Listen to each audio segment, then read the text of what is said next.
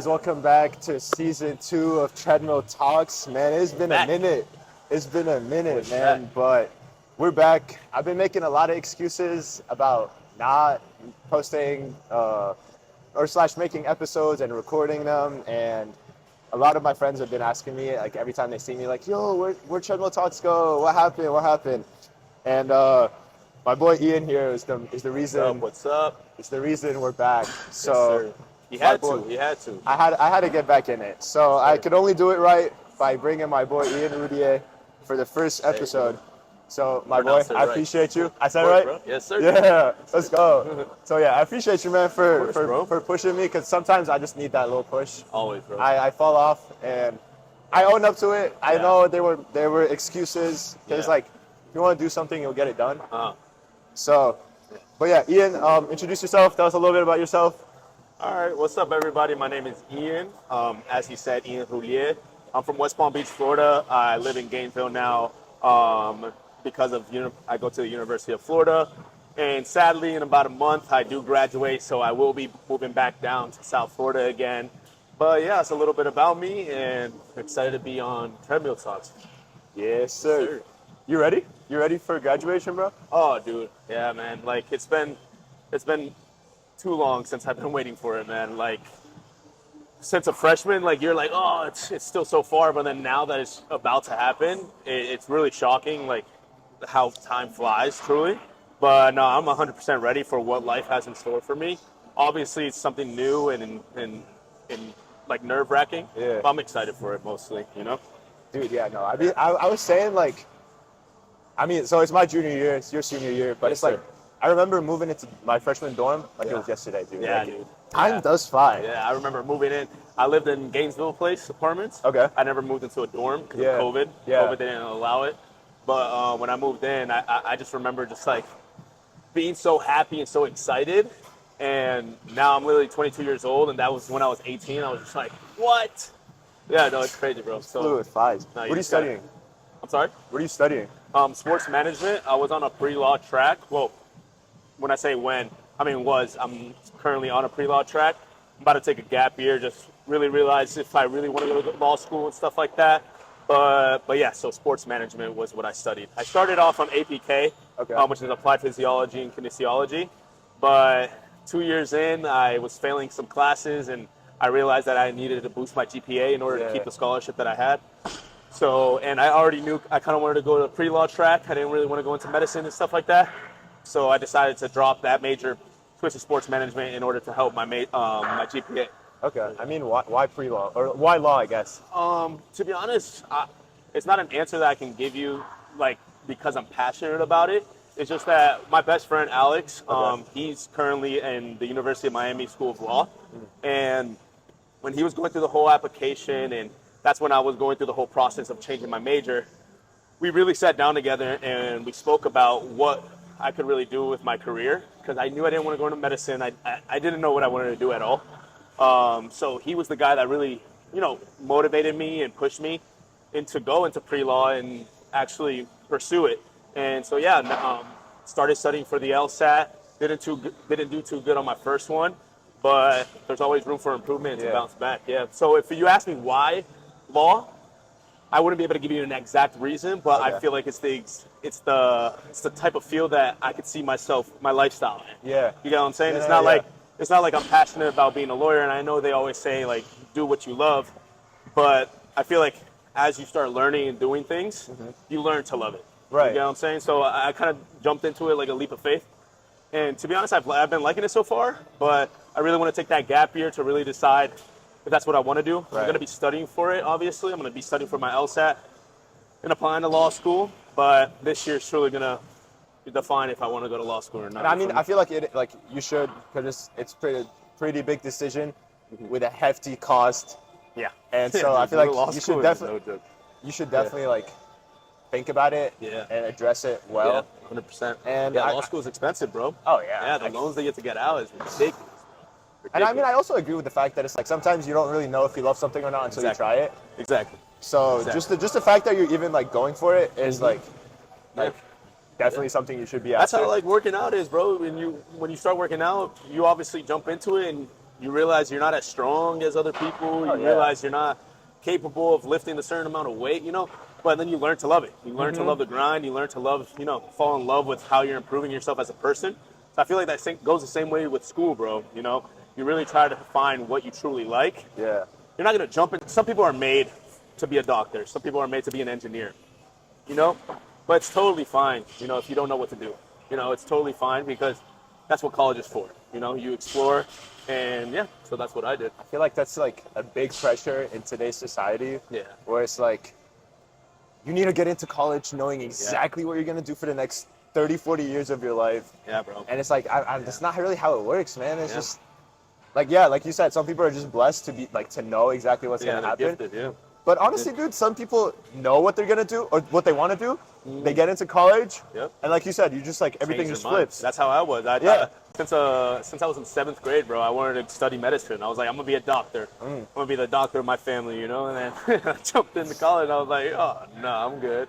I'm good, you know? Low key, that's kind of like how it is with me. Because it's like, I've always wanted to be an engineer. My dad's an engineer. And here's the thing. It's not that I don't want to be an engineer. Yeah. Because I still like it. I'm still very interested in the field. And I still like the courses that I'm learning. It's just, as an idea and as like conceptual, it's very interesting. Yeah.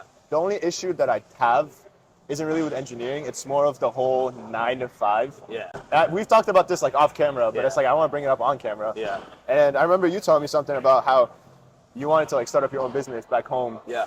You said you wanted to get a gym or something. No. That's the goal. You know, I obviously don't want to jump into it right away. Right. Because you need money with it. For sure. You know, you need to kind of lock in for a couple of years before you can open something up. But truly, even working out today at Senkai, I was literally sitting down, and that's when I was talking to you. I was like, bro, imagine like having your own. So what I want to do in regards to my business, I don't want to necessarily have my own gym for just an open gym. Right. You know, just to let the viewers know, Senkai basically, that's like a powerlifting gym that we went to earlier today. Yeah. And it's 24 hours.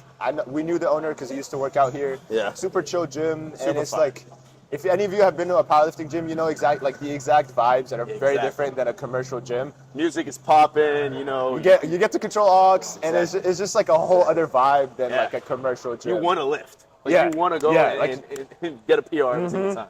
I mean, that's what we did too. I did.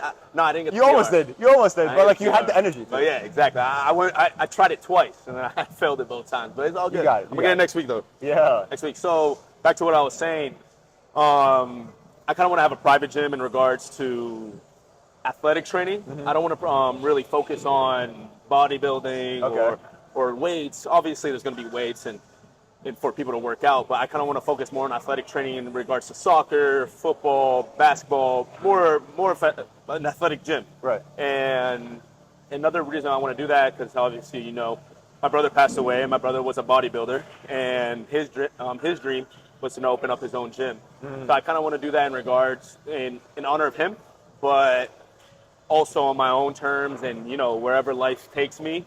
And if that's the right business path that I need to take for myself at a given time, then I will, you know. But I'm pretty focused on that.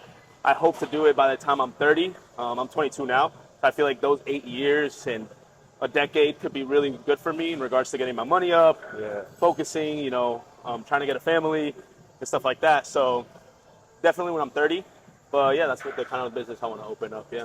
That's pretty dope, man. Yeah. It's something that I've always wanted to do, is just have my own thing. Yeah. To where I don't need to be. It's like the goal is to be able to do whatever you want, wherever you want, whenever you want. Exactly. And so with the 9 to 5, I can't really do that. But at the same time, the way I'm looking at a 9 to 5, and here's the thing, this could all totally change in like 2 years from now. But where I'm at right now, my headspace is, you know the saying, use the 9 to 5 to build up your 5 to 9? Okay. No, I never heard that saying. So basically, your 9 to 5 is your like daily job. Yeah. Then you finish that job, and you got your 5 to 9, which is building up your own business. Yep. So that 9 to 5, you're grinding at your job. Yeah. You get the money up. Yep. You use that money on 5 to 9. Exactly. And it's like, obviously, it's a grind, and it basically, it's like, you got to put in what you want to get out. Exactly. And then And to be honest, a lot of people nowadays, I was actually speaking to my professor about it. The 9 to 5 lifestyle has kind of completely changed. Not kind of, it has, especially after COVID. But since COVID happened, I feel like that's been a little bit of a problem. You know, a lot of people are trying to get out of the traditional work style. And I feel like we still need that. You know what I mean? Like, of course, I don't want to work a 9 to 5 for the rest of my life. Yeah. But I feel like a 9 to 5 truly is important to kind of create a structure for yourself. Okay. And realize that life ain't easy. You know, you got to keep going, and you know, you just got to do what you got to do. You just got to, if you got to work a 9 to 5, do it. Don't do a job just because it's 9 to 5, Monday through Friday. Yeah. Lock in, do what you got to do, and then, like you said, do your 9 to 5 so you have your 5 to 9. And if you really want to get out of it during that 5 to 9, build yourself to get out of it. You know what I mean? So, but I feel like that 9 to 5 can really build you as a person, make you realize what you actually want. Yes, I agree. And it's also, like you said, it's like not everyone is built to not have a 9 to 5. Yeah. Because as simple as it sounds, having your own business Yeah. is 10 times harder than yeah. 9 to 5. Because anything. your first couple of years, you have no stable income. One day you can make like 10 sales, the next day you can make 0. So you're kind of living month to month at some point. Yeah. You never know what the future really holds until you're like far well enough and you've had like a solid foundation. Yeah. So as easy as it might sound, it becomes 10 times harder, like I said. Yeah, that's compared the to risk where a 9 to 5, it's like kind of like stable, and you got your job. You can go in, you're clocking in at this point, you're clocking out at this point, and then you don't got to worry about anything. Yeah. The other thing with your own business, you're working 24/7 basically. Yeah. Anytime you get a phone call that something happened, you're like, all right, it's got to come first. So you don't have a break, and you know, starting a business is, it's a big risk, and as we were talking earlier, some people are built for it and some people are not, So I feel like having that stable lifestyle for a little bit allows you to start thinking, if you really want this, and if you want to take that risk, do it. But just know that if you're tired of that stable lifestyle, you're going to be like so busy in regards to your business. Oh yeah. Stuff like that. So it's a big risk. Yeah. I think the only reason I would say that it's better to start off with it is because when we're younger, we're not gonna have a family to worry about. Yeah. We're not gonna have like that much bills, and it's also like if you mess up at a young age, you have so much more time to make up for it. Yeah. Versus when, let's say, you're like 40, 50, you got a family, but then you mess up, the consequences become 10 times worse. 10 times worse, yeah. Because not only are you responsible for you, you're responsible for your family, for your wife, for your Literally children, everyone. whatever. Literally everyone, yeah. So I feel like that's the only reason why in my head it's like, if I were to do it, it's like now is like the best time. Yeah. But it's also, I'm like also very impatient person. And I feel like you know this. Yeah. I always like to get things done like now. It's like, and it's like a double-edged sword. Because some things it's like, great, let's not procrastinate, let's get this done now. Yeah. But then other things it's like, bro, you have to wait. Yeah. You have to wait. You can't not wait. It's in God's timing, dude. The more you rush things, it's not going to work out. And that's the discussion I was having with my dad, bringing back to the point that you say that make the mistakes now, try now, everything, When I was changing my major, I was scared. I was like, dang, like, am I stupid for this? Am I not like the ideal college student? Because coming into college, I had straight A's all of high school. It came in so easy, like everything for me in high school. I got accepted here, a great school. So when I was going through that whole process of changing my major, I thought I was a failure. I was just like, dang, like college is not for me. Like I'm just already switching up. But my dad literally told me, he was like, dude, don't worry about it. Try everything now, because when you're my age, he was like, I don't have time to try that. I got to pay the mortgage. I got to do everything that I got to do. So right now, it's okay to change your major. If you don't like this, do this the next day. If you want to go into real estate, go into real estate. If you want to be an engineer, go be an engineer.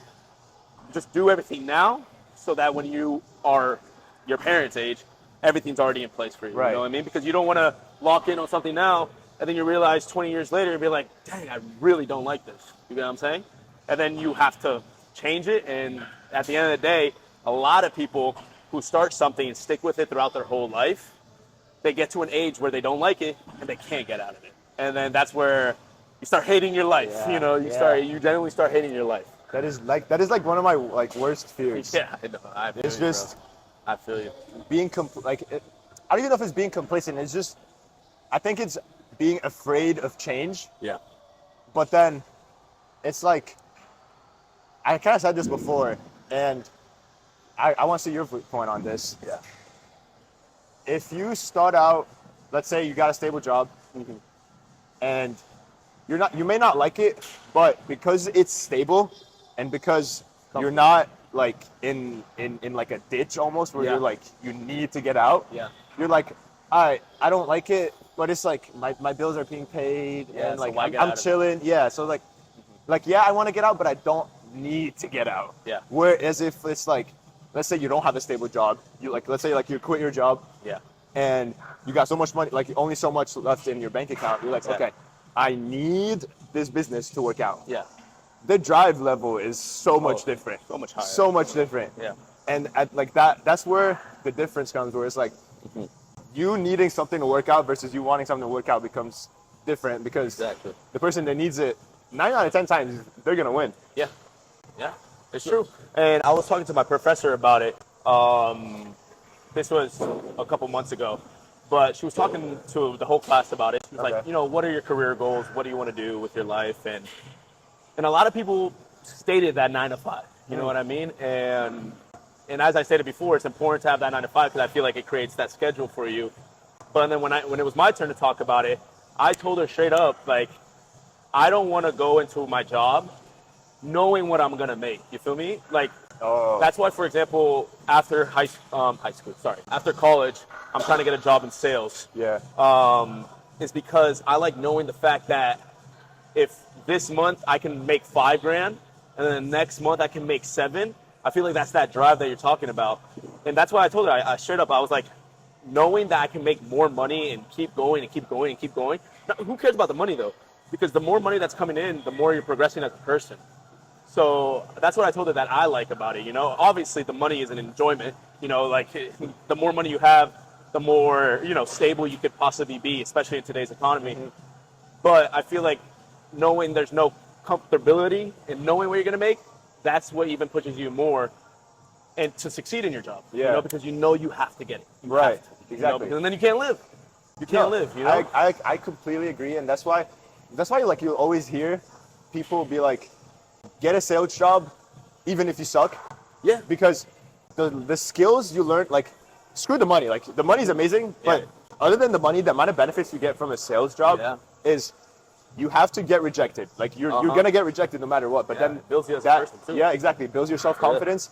It builds your people skills because you have to learn how to talk to people and how to basically, whether it's sell your product, sell your service, sell you as a person. Exactly. And it's like you sell yourself every day. Bro, and literally, it's all over TikTok, YouTube now. Yeah. Like, every time somebody go, oh, what do you do for a living?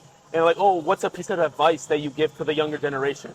Everybody who's in their 40s, early 50s, they're all like, get in sales. Get in sales. And you start wondering, that's what happened to me just now. Like, that's why I really want to take that gap year, like I stated, to really find what I want to do. That's why I'm trying to find a job in sales. Currently, I'm trying to find a job in medical sales because I feel like that's something I could really put myself in, because I also studied applied physiology and kinesiology. I feel like I have a little bit of a background. But yeah, that's why I want to get in sales because I see all these successful people who are so driven in life, and every time they give a piece of advice, it's about sales. You know what I mean? So I'm just like, why not give it a shot, I completely agree. And it's funny that we're talking about this. So we have like a little book club started up, and the book we're reading right now, great book. I really recommend you guys read it. I haven't started it yet, but I got it, and I got like 20, not even 20 pages left. Yeah. I read it in like 2 days. Yeah. But Greatest Salesman in the World is the name of the book. Okay. And I don't want to give too much of it. One, because you haven't read it, and I don't want to spoil it for the viewers either. But I give a little bit of background. Basically, there's a king who's got like insane riches. Okay. Very, very, like he's became the greatest salesman in the world. Yeah. And he has his like bookkeeper. Yeah. And the king is very old now, and he's about to like pass away. And so he tells the bookkeeper, which is like his right-hand man basically, and he tells him, just sell everything, give it to the poor, the people that I've had work with me for however long, give them rewards, and like just It's just basically distribute all my profits that I've given. And then he starts to tell the bookkeeper like his background story and how he like became so wealthy and rich. Salesman, yeah. And that's what the book is about basically. And it's all like his life stories. His life story. It's kind of like his life stories. How he was at some point a camel boy for the king when he was younger. Exactly. And then that king is the one that passed down the knowledge. And so the book is made up of 10 scrolls. And those 10 scrolls are this like the book calls them like the secret to becoming the greatest the world's greatest salesman. Yeah. Huh. I won't tell you guys what the scrolls are on. So yeah, it's a great book. It's like only like 111 pages long, but so much of the stuff that we've been talking about kind of relate over. And I had like a couple quotes written down. Book. So yeah, and so the first one I wanted to bring up was, "Do not aspire for wealth and labor, not only to be rich.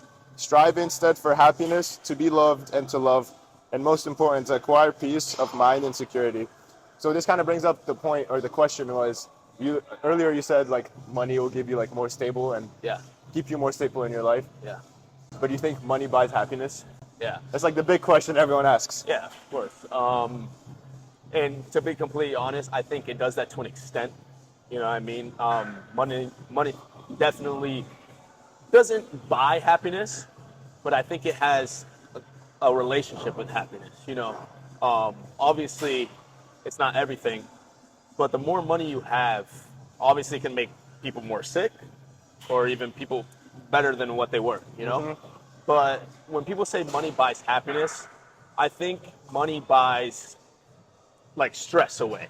That's how I kind of see it as. Like, I don't see money as like, if I have $1 million in the bank, I'm going to be able to go out and, you know, splurge and stuff like that. I don't think that's what causes the happiness.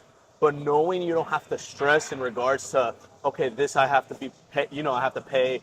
Oh my God, like, obviously not now, but in the future, like, oh my God, my kid has this, I have to pay it off, you know? But I think the more money you have as an adult, I feel like it puts away more stress. Right. Like currently, I'm a college student, and you as well. And a lot of college students have those moments of, you know, broke college student, you know? So I've had many moments where I'm just like, at the house, I'm like, dang, like, I don't know what I'm going to buy for groceries. I can only spend $50 this whole week. But there's been times where I get like a loan. For example, my mom sends me money, or for example, my scholarship helps me out a lot, you know? And then you realize like, okay, I'm less stressed. So I don't think it buys happiness, but I think that being less stressed causes that happiness. You get what I'm saying? I agree. I don't think it's the root of happiness, but I think it takes away the stress overall. You think it's the root of evil, as they say? It can be.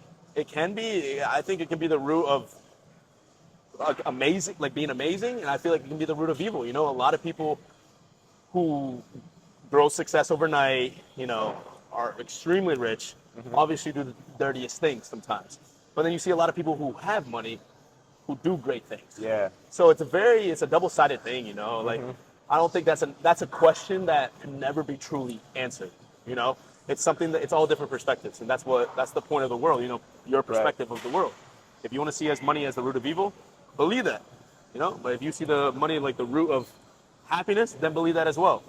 But don't let it get to a point where you're sick, you know?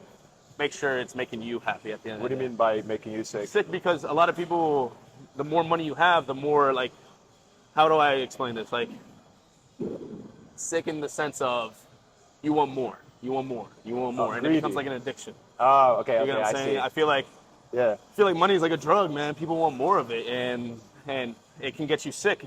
But I think you need to find yourself, you know, be able to like know how to control yourself in regards when you start getting money.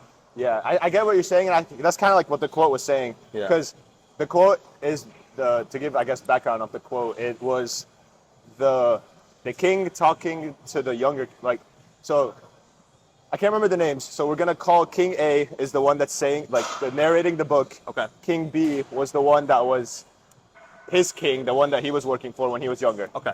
So King B was telling King A when he was younger this quote, and he was saying like, because King B or King A.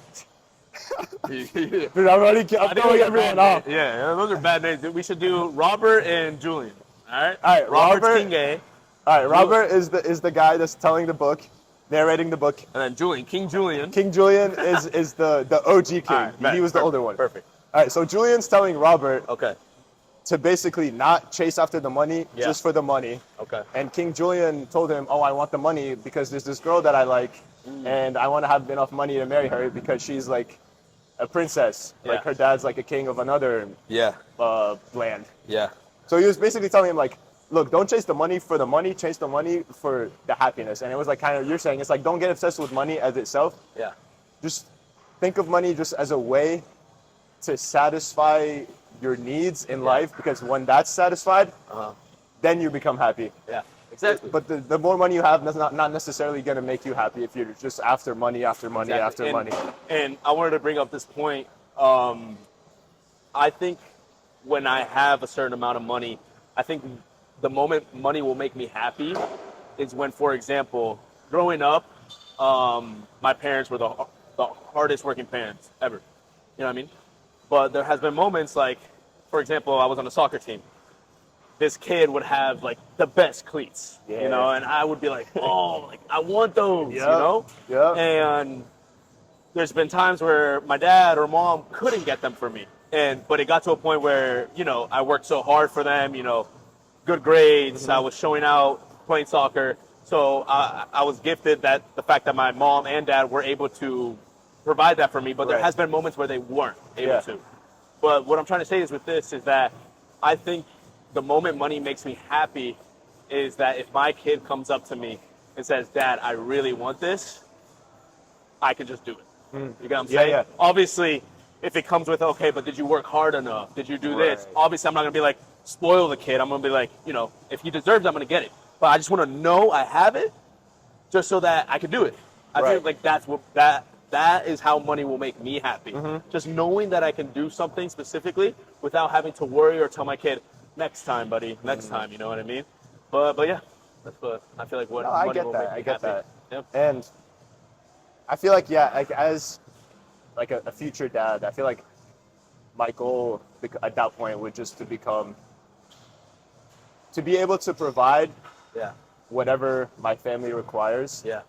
Because I feel like that would be like my role, just as like the man of the house. Yeah. And like you said, thankfully, thanks to God, like I was also blessed with very, very hardworking parents, and I would not be the man I am today without them. Exactly. So thankfully to them, like you said, whenever I did want something or need something, they were always able to provide it. Yeah. And obviously, I had to like earn it. Exactly. It's not just given to you. Yeah. Exactly. Yeah. But just the fact that they were able to provide it whenever it was needed. Yeah. Like very, very blessed to have that, because not everyone has that. Exactly. And like you just said, we're blessed, dude. My mom is amazing. You know, she moved here when she was 17 years old, had my brother and sister. At the age of 26, she already had 4 kids. You know, like I was born when she was 26. Okay. Like I'm the youngest of the family.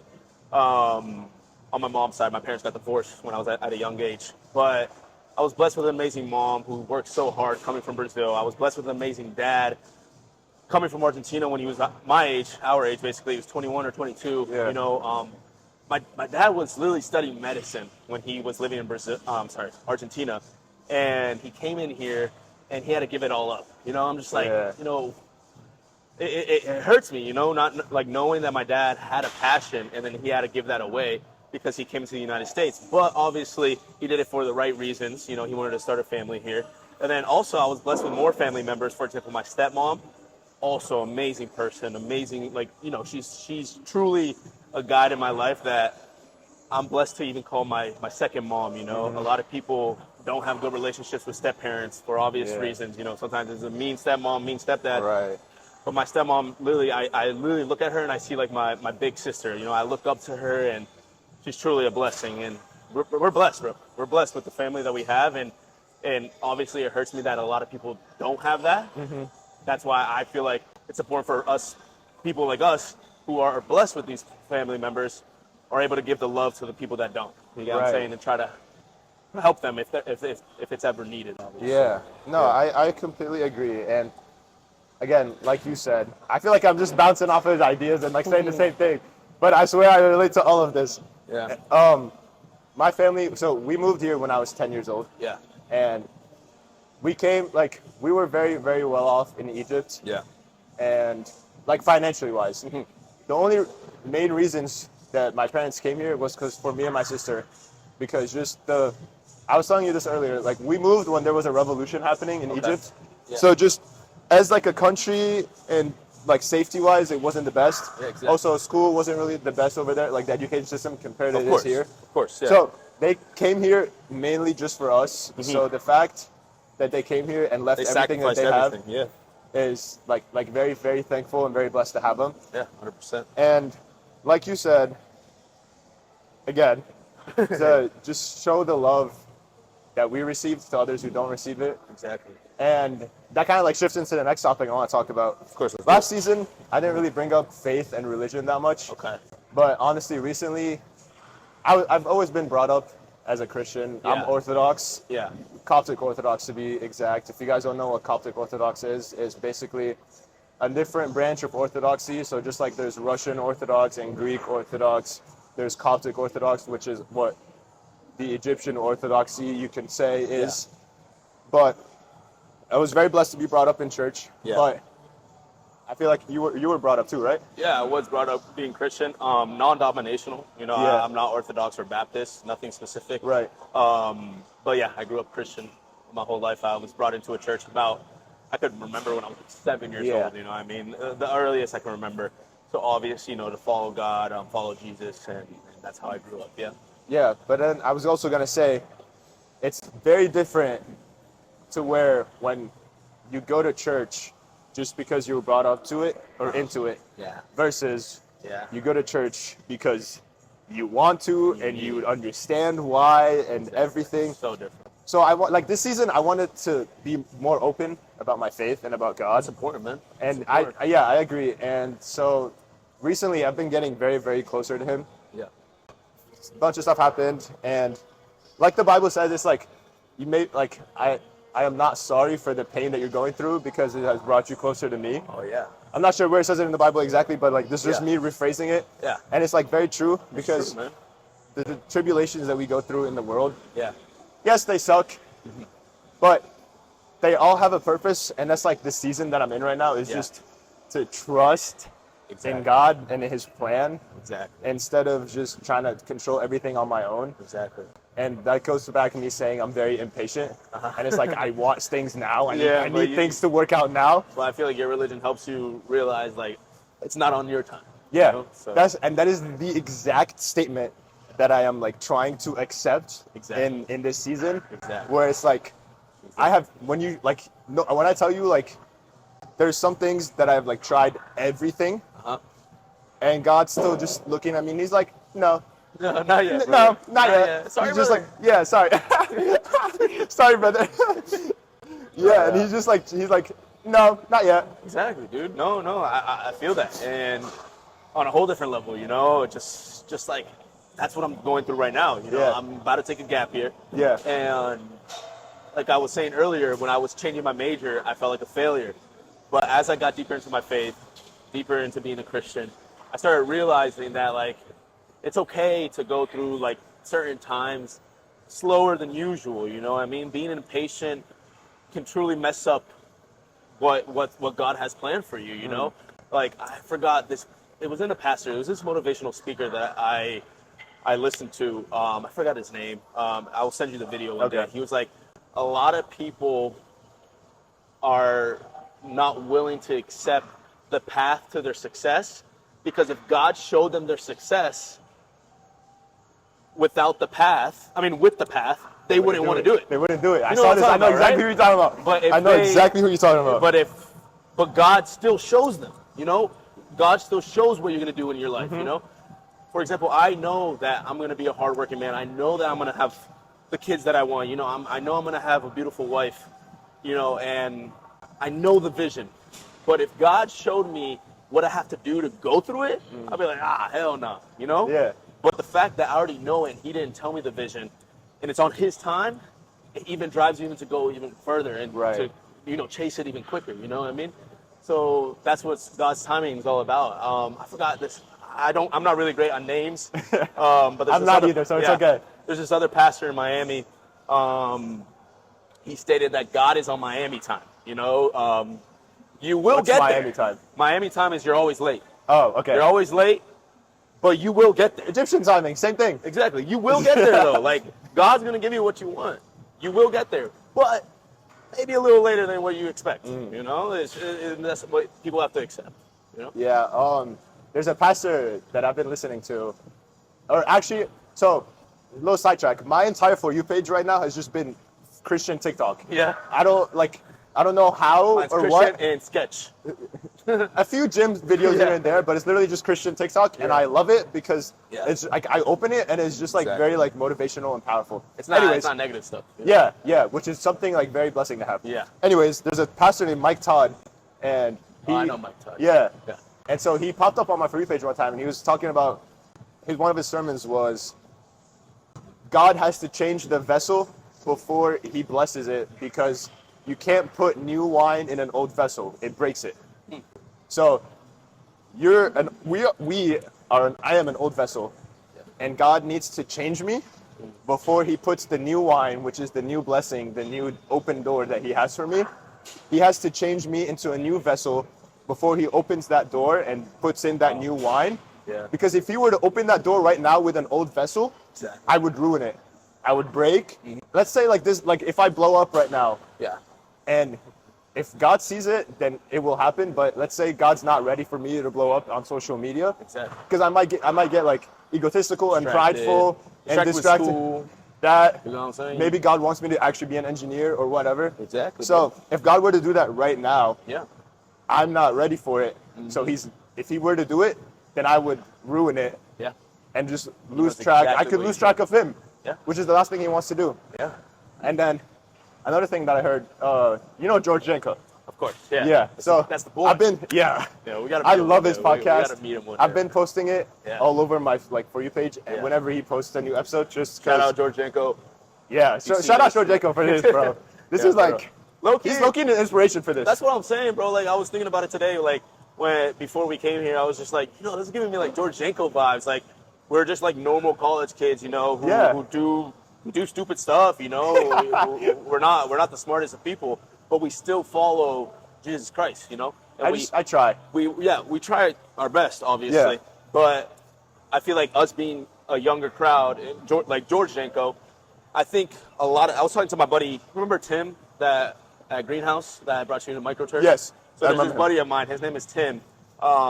He introduced me to this church out here in Gainesville named Greenhouse, and I was talking to him the other day because now he has an internship or apprenticeship, one of the two. I don't know what exactly it is, but out in St. Augustine. And what he's doing, he's a missionary there, and he was telling me how there's other applicants and there's other like people going through the whole process, and he's kind of like nervous to not get picked. And he was kind of describing the other applicants and the other people that are working involved in the church as well. But I was telling him, people in today's age, I feel like need somebody who follows Jesus Christ, who's a little weird. You know what I'm saying? Like not that traditional. What do you mean? Old, like that I'm about to get into. Like Okay. not. I don't think people need obviously whatever gets the message across will get the message across. But I feel like we don't need a guy who's 65 years old putting a suit on and talking to a bunch of 17-year-old kids. We need a guy like my boy Tim who has a mustache, who's rocking a mohawk, who has tattoos. Who's funky, like who's weird. Yeah, I mean, yeah. not weird in a bad way, but like weird. Because I feel Relatable. relatable, exactly. Because the more people we have who's relatable, more people are going to want to follow. You get what I'm saying? Like, I told him straight up, like, if Tim came up to me, him being, I think he's 28 years old, and a 60-year-old man, and they're talking about the same message, I'm going to want to hang out with Tim. Obviously, I won't judge or anything like that, the 60-year-old man, but I feel like we need that younger crowd involved, and I think that's what Georgienko is doing really good at. He's not the traditional Christian, I mean, I feel like he's like that cool guy, that you can still talk to on a normal daily basis and have that connection and that relationship, and while relating it to God. And that's what's awesome about Georgienko. The one thing I love about George Jenko is how he could be using his clout for anything, Yeah. but because he stayed true to his faith Yeah. and true to God, Exactly. And I feel like also that is why God is blessing him, and he says it too. Like, I'm not like, He was close though. He was close into falling. Falling into the darkness, bro. and he talks about it, Yeah, and he that's talks another about thing it I all the love. It's like he's very open very about his vulnerable. past Yeah. and about his present too. Like, Yeah. he doesn't like to hide. He doesn't he doesn't hide anything. Yeah. That's what. When I watch him, I feel like I'm watching like a big brother. You know, Exactly. It's not weird to watch him. He's not only talking about God. He's talking about what he's doing tomorrow, yesterday. You know, and he's just a normal guy. You know, spreading the word, and I think he's doing it in a great way. In my opinion. His last episode, not his last one, but I think it was about like 3 weeks ago. Who was it with? I wouldn't be able to tell Was you. it Jordan bro. Peterson's, or was it the one before or the one after? I won't be able to tell you, Okay. bro. I'm going to be honest with you. But he had a conversation with the Nelk boys Oh, one time in Miami. You know, he was in Miami talking to the Nelk boys. And Kyle from the Nelk boys, I don't know if you know the Nelk boys. But Kyle, obviously, the Nelk boys are a party. They're always partying, Right. you know. They get into ungodly things. But Kyle told him specifically, I really like what you're doing. And for Kyle, somebody to say that, like Kyle, it's just like, that shows what George is doing it for. You know, Right. George is doing it for people to realize that there's a greater power in this world yes. and help other people follow his path, you know? And that's pretty cool. Yeah, that's what he's awesome, bro. Like, yeah, shout out George Jenko again, bro. Shout out George Jenko. And Yeah, I we was love gonna you, say man. We something, love and I was gonna say about how like the fact that he opens up, because I feel like there's like a misconception, and I'm not gonna lie, like sometimes I'm part of this like group where people sometimes go to church and hide their troubles, their past, Confessions. like not even confessions, like they just try to put on a mask where, let's say, like in life they're going through very hard tribulations, Yeah. but then they'll pull up to church, and for some reason they put on this mask where, yes, everything's going great, how Yeah. are you, I'm praying for you, Yeah. everything, but it's like Yeah. Jesus, it's been said multiple times, like the church is a hospital. You don't go to the hospital unless you're sick or Exactly. you need help. Yeah, Like, Stephen Furtick if I'm- literally said it's being Christian, or not being Christian, going to church is for the broken. Yes, You know what I mean? So, Jesus said I'm the good shepherd, and if Yeah. one of the 99 leaves, he's going after that one, yeah. because he's here for the broken, and he's here for those who are going through stuff. Or in need, yeah. And so if anyone's going through stuff and Give you it a think, try, man. give it a try, yes. Yeah. Give it a try, be honest, Yeah. and just don't think that everyone in church has it all figured out. Not everyone has the courage to like fully display what they're going through. Yeah. And if you're one of those people that tries to hide up things in church, I like encourage you to be open about it. And look, man, I've been to church, so I've been going to like a non-denominational church whenever we don't have our Orthodox church here. Yeah.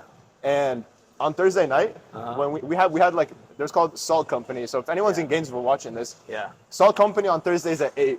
Pull Yeah, up. super It's cool. amazing. Super amazing. And if you're in college and in college currently, or you're coming to the University of Florida and you're looking for a group of people who follow Jesus Christ, and you know, Salt Company is a great group. You know, every Thursday at 8 p.m. You won't regret it. Yeah, you won't regret it. When I tell you, bro, I've had a couple times like throughout the times I've been going, Yeah. where I almost tear up. Yeah, bro.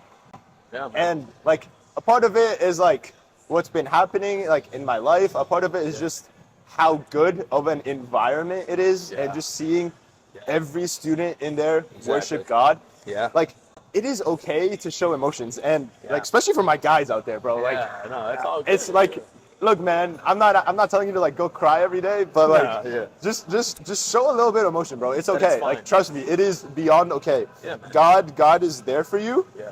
And just open up like your heart to him and just watch what he can do to you. And adding another point to what you said, that everyone in church doesn't have it figured out. That's what a lot of people who go into church are afraid of that. You know, they go into church thinking that like, oh, this is going to change my life. This is going to do this. Like, it might not change your life the way you think it is, but it's going to make you better. And there's another pastor. He's also a leadership coach. You probably know him, John C. Maxwell.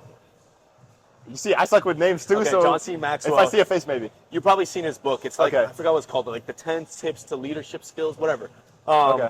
but he came to my church back in Palm Beach Gardens one time, and he stated, raise your hand if you have a problem, you know, and obviously everybody raised their problem. He was like, if you didn't raise your hand, you got a problem. You know what I mean? Because you have to realize that this world's not perfect. We live in an ugly world, you know, and it's important that you follow Jesus Christ and you follow God, or if you don't follow Jesus Christ, follow something that truly will help you as a person, so that when you leave this world, you know, there's so much more to it. You know what I'm saying? I'm a strong believer in heaven. Obviously, I don't know if it's real. I think it's real, but no one really knows until obviously you can't prove it. But that's the point of faith. That's the point of faith. You know, who's that guy that was on George Janko? Tall guy. Yeah, I know. Tony is that Tony Peters? No. Oh, you talking about Tony Robinson? Tony Robinson. He really says they were talking about the whole podcast. They were talking about what's the meaning of faith, how faith works. You know, faith is the whole root of your religion. You know, you have faith because you want to believe in something, and it creates that drive for you. So yeah. Let me ask you this: why do you think God lets us go through troubles and tribulations? I think God lets you go through troubles and lets you get beat down just so you can learn from those mistakes. As Pitbull said, it's funny that we're recording Pitbull, but Pitbull said, there's no failure, it's only a learning experience. You know, I don't believe in failure, you know. I truly don't, you know. That's why I was saying, like, when I was changing my major, I felt like a failure, but in all reality, it's just learning yourself. You know, if you don't go through something one time in your life, you're obviously going to go through more than one thing. But if you truly don't go through those trials and tribulations, you don't have like your character's not formed. Right. You know what I mean? Like, that's what we see with a lot of people, bringing back to money. A lot of kids who grew up on money, they're truly, like, sometimes they're like the weirdest people, or they're the person that you like who causes trouble, and you try to stay away from those type of people, or don't have enough like flavor. You know what I'm saying? Yeah. So because those people, not every single one, obviously, but a lot of people who come from money, from what I've seen, I'm not speaking for everybody, obviously, truly don't go through the trials and tribulations that somebody who doesn't come from money go through. Yeah. You know what I'm saying? Yeah. So, but that's why God lets you grow, because God knows that it's going to create you a better person. It's going to make you a better person. It's going to make you grow within yourself. Yeah. And make you become a better person overall. Yeah. I think so. I think a couple things. We can take this into multiple routes. Yeah. I'll save the religious route for last, but like you said, the whole failure thing, that's kind of a mindset. Yeah. And it's like, it's never really failure until you just give up and stop. Yeah. Because if you keep going, then you just learn a lesson that you get to use on the next trial. Yeah. And then you mess up on that trial and you got another lesson. So now you got 2 lessons in the next trial. So you're going to get even further. Yeah. And it just builds up until you succeed. So Exactly. And it's kind of written in the book too, or in the World's Greatest Salesman. Yeah. It's like one of the scrolls is, I will not fail, I will learn from my mistakes. Yeah. And it's like, don't let your failures define you, but if anything, just use them to like spring up into the next opportunity. Exactly. Going on the religious end, I think God lets us go through tribulations for a couple reasons. Yeah. One, you control your actions, you don't control your consequences. And God gave us free will. Yeah. I don't know who said it, but I've heard multiple pastors say it, and it's just like, oh, that stuck with me. First time I heard it. You know, you can control your actions, you don't control your consequences. Exactly. So God gave us free will, like I said, and it's like, He's gonna let you do what you want. Yeah. And then once you learn from that, then you come back to Him. Yeah. And so that kind of like links back to what I said in the beginning. It's like in the Bible, it says, I'm glad that you're sorrowful, not for the pain that it's caused you, but because you've chosen to come back and repent. Yeah. And it's like sometimes it's like God will let you like go through a little trouble just so you can come back to Him. And sometimes it's not a little trouble, bro. It's like sometimes it's a big one that makes you realize that you need to follow Him. Yeah. Like to open up a little bit and be vulnerable in my life. Obviously, you know, or the viewers don't know, I lost my big brother. I thought I dropped the mic. My bad. I lost my big brother when I was 17 years old back in high school. He was 23. He was diagnosed with stage 4 lung cancer, and then it metastasized all over his body. was on his back and it was everywhere, bro. Everywhere that you can think of, even on his jaw, poor thing. But yeah, so I used that as one of my biggest trials and tribulations. You know, when my brother passed away, I felt like I needed to be more than I already was. You know, coming into college, it was my junior year, going into my senior year. You know, it was a very strange part of my life. You know, I was trying to figure myself out, who I really wanted to be, how I wanted to be, my personality. You know, because high school is it's the same thing as middle school. You know, you start building your character. You know, and obviously now I'm 22 years old, but I feel like when I'm 32, I'm gonna be a different person. I'm gonna still be the same Ian. I'm gonna have a different personality. You know. Yeah. But so when my brother passed away, I was trying to really figure myself out. And coming into college, I was away from my family. I didn't have my sisters with me. I didn't have my mom. I didn't have my dad. So I was going through all that grief on my own, you know, and it was really dark. You know, my freshman and my sophomore year of college was either one of the best years of my life, because obviously I had a lot of fun in regards to making friends and, you know, living the college experience. But mentally, with grief, it was the worst 2 years of my life, because when I was in high school still in my senior year and I was going through the whole process of grief, I didn't really realize it. You get what I'm saying? Like, I had my mom to cry to, I had my sisters to cry to, so it didn't really affect me. I knew I lost my brother, and I obviously missed him a lot. But coming into college, when I had no one to talk to at the end of the day, it truly messed with me. I was speaking to a close friend of mine in my sophomore year of college, and I told her that this feels like I just got hit by a bus emotionally. You know, I was in a dark place, dude. I was not doing the right things. I was drinking a lot. I was getting myself involved with certain people that I didn't think that I thought were good for me, but they obviously weren't. You know, it was just overall a stage of my life that I wasn't proud of. You know, but that's the trial that God was able to give me in order to walk towards Him. You know, It got to a point. There was this one time I remember it clearly, bro. I came home drunk. I swear to God, I came home drunk, and I was crying in my room because I obviously saw a picture of my brother on my phone, and I broke down, you know? And I was like, oh my God, like I was hyperventilating, I was getting anxious, and dude, I literally told myself, I was like, dude, you need to get out of this. You know, you need to get out of this. So, drunk, I watched a church sermon. I watched a sermon live with Stephen Furtick, which I say Stephen Furtick is not Stephen Furtick who saved my life. It's obviously the message of God to Stephen Furtick. Even though I never met him, I truly say that his message has changed me, has changed my life, and made me a better person. So that night, when I watched that sermon drunk, it's crazy to say, like drunk watching, you know, a sermon, but that was the trials and tribulations that God was making me go through in order to walk towards Him. You know what I mean? Obviously, I still have my fun. You know, I go out for a beer. I go out with my girlfriend and stuff like that. But it's not the same as when I was younger, you know? But I usually say that if I didn't go through that, and I just feel like if I was just on a regular, like, cycle, just, like, living life, I would have never found God the way that I found Him now. You know what I mean? And that brings back your point that a lot of people are brought into the religion, but it's so different when you find it on your own time, you know?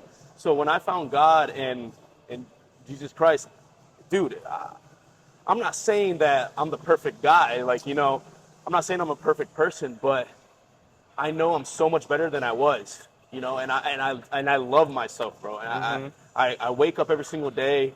Obviously, some days are better than others, but I wake up every single day like I'm that dude, bro. Like, you know, like I'm so blessed. I'm so honored. I have a great girlfriend. I have great friends. You know, I have a great family. That if I didn't watch that sermon drunk, I wouldn't have that. I wouldn't have that mentality. You get what I'm saying? Yeah. So that's the trial and tribulations. And bringing back to your point, I think that's why God makes you go through them, you know, because it brings you closer to Him and appreciate the healthiness that He provides that when you weren't following Him. Right. You know what I mean? So, yeah. I just want to say thank you for opening up, because you didn't have to do that, but I really appreciate the vulnerability. Yeah. Because, like I was saying, guys, we are not perfect. I am beyond like No, not at all. like Yeah, imperfect. exactly. I am one of like Probably the the most lowest imperfect people. person ever. Yeah. No, You know?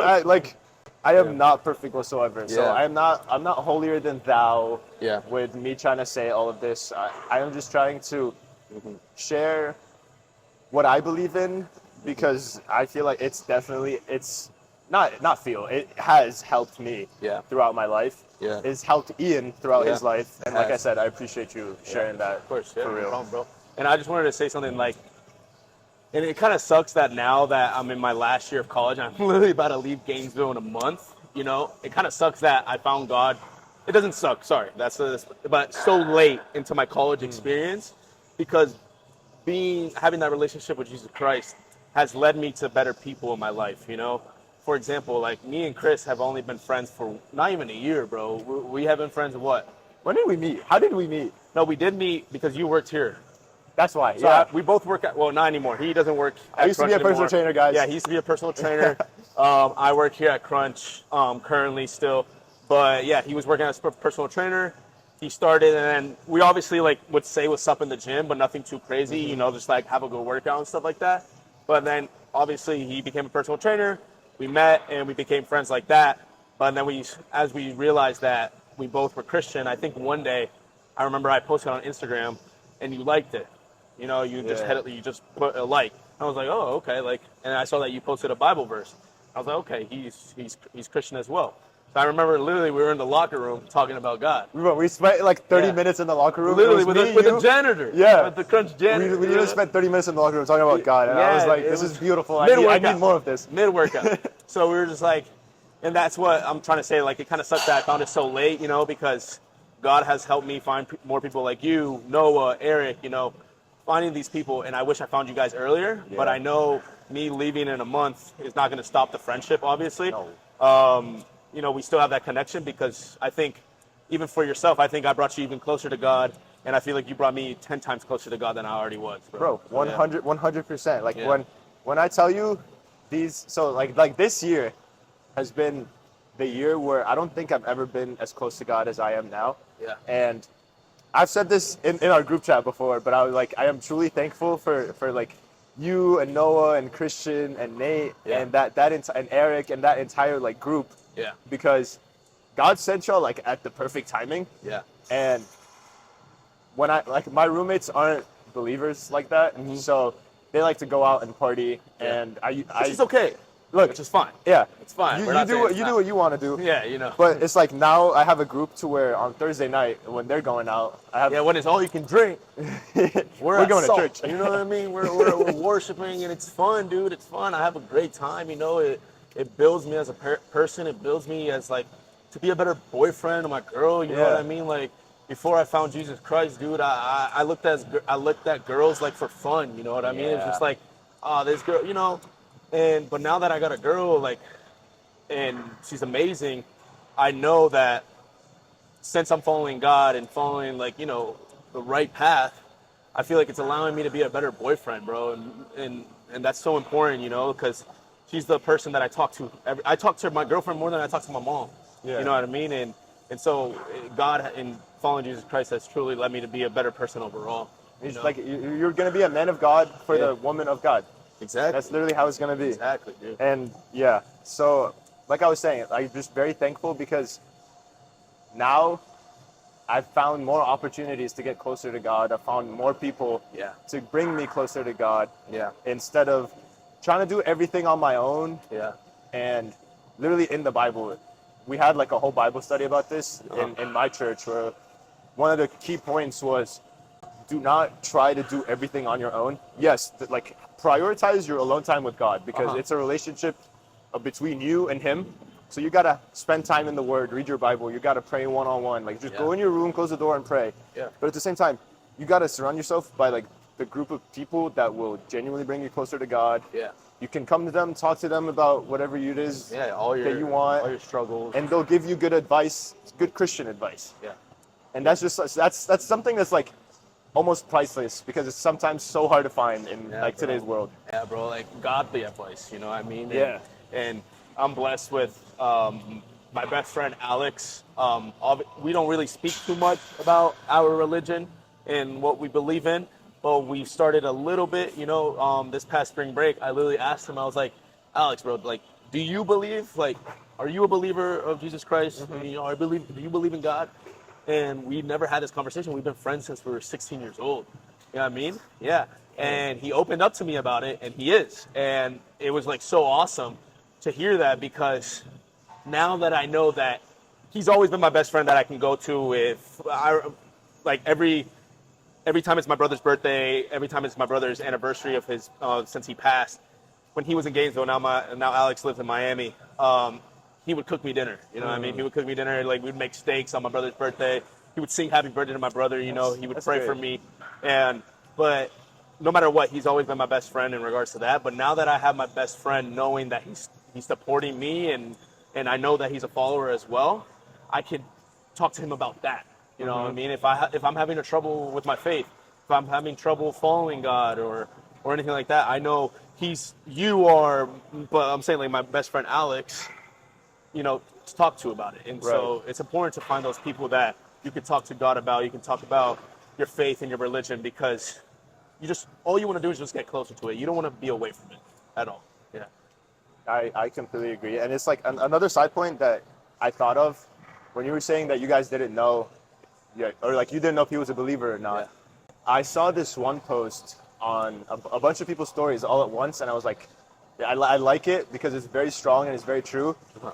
It was like, for some people, you're the only gospel that they're going to read. And what that means is, facts, for the non-believers, us as Christians are the only Bible that they get to interact with. Bro. So if I'm a Christian and I'm not living out what the Bible says, then to the non-Christian, they don't know anything about the Bible, and they're not going to learn anything about the Bible from me. But if I get to somewhat show off what the Bible says, what the Word of God says, then whether they realize it or not, they're interacting with God's message. Well, that's the point of us being disciples. We're disciples of God. Yes. We're the children of God to talk about it, and not necessarily, even if we don't say the word God or we don't say Jesus, just our words. Yes. Just saying, like, do this, dude, instead of saying, without saying Jesus or God. That's still the message that we learn, and we're teaching them. Yes. You get what I'm saying? It's funny that you bring that up. I have a friend of mine. His name is Steven. He's from back home. He's a follower of Christ. I met him in church and youth group when we were in high school and stuff. But this is when my brother passed away. I started going to youth group back at home. And he was going through a rough time in his life. He was going through a bad breakup, And we were talking every single day. We would go out to dinner with each other and stuff like that. And literally, like a couple months ago, when I went to go see Stephen Furtick in Elevation Worship in Miami, I remember, I think I told you, but we haven't seen each other in about 2.5 years, 3 years about. And after the concert, me and my girlfriend always have this pizza spot that we go to in Miami, and we went there. It was about like midnight, and there was Stephen with his girlfriend. And I was like, what? Like, what are you doing here? And he's like, oh, I was at Elevation Worship night. Like, I was like, oh, awesome, cool. And we started chopping it up a little bit, and he literally said, he was like, Ian, and he was telling my girlfriend about it. He was like, little do you know, when you were going through the roughest time of your life, you were changing mine. Just by like talking. And that truly, like, whew, it hit on a different level. I literally think about it till this day, that my trials and tribulations are fixing other people's lives, even in the smallest ways. You get what I'm saying? Like, you're one step away from saving somebody. And this is why, when you bring somebody new into church, and they claim, they raise their hand that they want to be a follower of Jesus Christ. This is why our church says this person has been saved. Yeah. You know what I'm saying? You're saving people. The more people you bring towards God, the more people you're saving. And not necessarily you, but God is saving them. Right. So yeah, that's just the beauty of it, bro. And a point off of that, you don't have to worry about that person being saved. Like, let's say like there's a person in mind that you want to invite, but you're like, oh, but I don't think they're gonna want to go, or I don't know if they're gonna like it. Like, dude, just all you have to do is make the connection between them and God, which is you bringing them to church. And if they don't want it, God, no. But the thing is, God will do the rest. Yeah. God will, like, literally. You don't have to worry about them becoming a Christian, because that's God's job. Yeah. And it's like, we went to a live church, I think it was last week, and it was a small sermon, but I really liked it because they were talking about the paralyzed man with the four friends. Invitation. Yes, so there's a story in the Bible, for anyone who doesn't know it, of a paralyzed man, and he had four friends, and Jesus was in a house that was packed to the fullest. Like packed, like you cannot go through the entrance. People are stacked up on top of each other, like you cannot get in that house whatsoever. Yeah. And he was doing miracles and preaching and healing others, and the four friends knew that Jesus was in that house. So they went to the paralyzed man and said, yo, come with us, we're gonna heal you. He's like, what do you mean? What is happening? He's like, don't worry about it, just we're gonna take you, we're gonna go heal you. And they pull up to the house is completely packed, and they're like, all right, let's get on the roof, dig a hole into the house, and lower him in front of Jesus Christ. And he told us, like, just take a second to, like, imagine you're chilling at your crib, and all you hear is people, and you're just like, someone's drilling a hole in your house. That's how much faith they had in Jesus, that they took their friend, dug a hole in the roof of the house, and lowered him. The friend didn't believe that he could be healed. Yeah, the friend's faith didn't have much to do with it. Like, obviously, he had went along faith. with it. Yeah, he obviously went along with it, so he had some sort of faith. Yeah. But it was because of, like, the friend's faith that Jesus healed the man. Obviously, the man had faith too, because Jesus said, "Your faith has healed you." Yeah. I think he said, was that to him, or was that a different story? I wouldn't be able to tell you word for word, bro. But yeah, so the moral of the story is the friend's faith was the reason that paralyzed man walked up, took his rug or took his bed and left. Yeah, man. Go ahead. My bad. Sorry, I apologize. But I just like to say, like, all you have to do is make that the friends made the connection with the paralyzed man and Jesus, and then Jesus did the rest. All you gotta do is just bring that friend with you to church, and then let God do the rest. It does, like, it's not on you to save them. It's on you to just take that step, and then God will run the rest of the marathon for you. My mom, I wanted to bring this up. My mom brought it up to me one time, and I have a friend of mine that I want to bring him closer to God. I want to introduce him, but I don't really know how to do it just yet, you know what I mean? Because it's hard, I don't know if he would like it. But one day I told myself that I will do it, but my mom told me, just do it, She was like, don't worry about if he's going to follow it or not, because it's not on you. He will realize one day, and God will make that connection. Like, that's what you mean by, like, God will do the rest. Like, maybe that friend that you invite tomorrow, like, tomorrow is Easter. Right now it's March, It's 30th, right? Yeah, tomorrow's March 31st, Easter. Invite a friend to, like, on Easter, whatever. But don't worry about, like, his life is going to be changed or her life is going to be changed right away. God might wake him up in 10 years, and it will change your life forever. You never know. You never know. Yeah. And so, for everyone that's celebrating Easter tomorrow, happy Easter. Happy Easter. By the time this is out, Easter's going to be passed by. But yeah, I hope everyone had a great Easter. I'm Orthodox, so my Easter's still like a month away. But my Easter's tomorrow. We're going to church. But hey, man, Jesus rose from the dead. That's all that's all we're here to celebrate. Exactly. This has been great, man. Yeah, man, I appreciate you, bro. Yeah, man. Good workout today. W workout. W podcast episode. W's in the shot. W's in the chat. But yeah, it was if you fun, made it bro. this far, Thank you for I having me, appreciate bro. y'all for watching. And thank you for being my first guest Of course, back. bro. What we had an hour and 9 minutes. Hour and 9 minutes. Let's go. Hey, season 2. Stay tuned for the next guest. I don't know who it's going to be, but I'm glad to be the first one. I really appreciate you, bro. Truly, from the bottom of my heart. Had to bring you on, my man. Thank you, bro. I Had to appreciate bring you on. for being my friend, dog. Yes, sir. Appreciate you. That's wraps. Catch you guys on the flip side.